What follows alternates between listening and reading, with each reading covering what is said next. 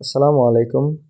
আজকে আপনাদের জন্য এইচসিসি কোম্পানির একটি ভাইব্রেটর মেশিন নিয়ে এসেছি, যেটি হচ্ছে 1200 ওয়াট। এটি 100% 1200 ওয়াট পেয়ে যাচ্ছেন। এটির মধ্যে দুইটা কার্বন আর একটা ম্যানুয়াল বুক পেয়ে যাচ্ছেন।